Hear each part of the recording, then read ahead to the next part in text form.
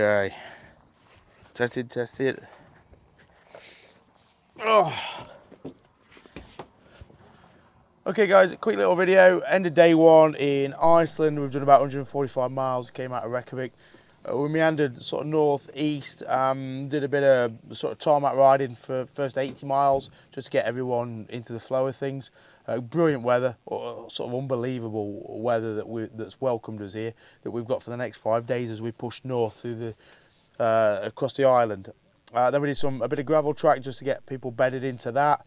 And then we had a guy, John, who's an Icelandic guide. He just joined us today and he showed us an old route that's brought us out to Geyser, where we're camping today. And it was just a nice, more gravel, a little bit more undulated, a little river crossing. Again, just to build people's confidences, because we have got a mixed group. Some have done more trail riding and off-roading, and others are pretty new to it. And I think that was the reason I stipulated the smaller bike, because a smaller bike is a great leveler for anyone, you know. Some of the tracks that we're riding with the experience we've got would be pretty intimidating and daunting for somebody who's come on a big bike, but on a CRF 250 or a Vosges or a Himalayan, you know, those tracks are possible and safe. So the bike choice is real crucial in this one. I'm on the 400X Triumph with the Rally Raid kit on it, so it's got the tubeless spoke wheels and it's got the uprated rear shock. It's an interesting bike to ride. You know, I don't think you'd ever say that would replace a trail bike. When you watch the guys on the CRFs and the Vosges with the long travel suspension, going over the potholes and things on the rough roads, you think, God, those kind of bikes were built for it. But at the same time, the Triumph, I love the engine in it. The good standing position's really good.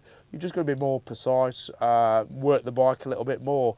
But the rear shock really helps the way it corners on the road. So I think, from a suspension point of view, does it change a road bias bike into an off-road bias bike? No, but what it does do is make the bike work much better on the road and give you more confidence, more sure-footedness. So yeah, really impressed with the changes that have been made to the bike. But all in all, I think everyone's happy with the day. People are a bit tired. I think, you know, arriving in Iceland, getting the bikes out of the container and out of the shipping company, getting ready, getting packed, sleeping in a hostel, and then hitting the road. I think it takes a lot out of people. We've got a few 69-year-olds.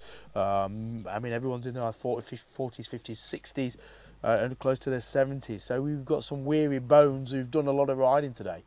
But we've got a good long day tomorrow, F35 straight through the heart of Iceland. It's going to take us maybe 5 hours, and then a hostel right on the north coast, and then we start meandering away clockwise around Iceland. Iceland's a busy place, certainly in the southwest of the country, in the Golden Circle.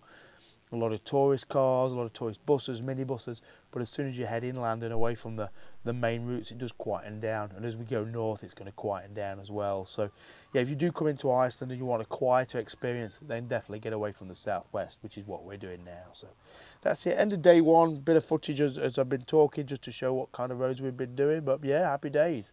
Rock on day two. All right, cheers.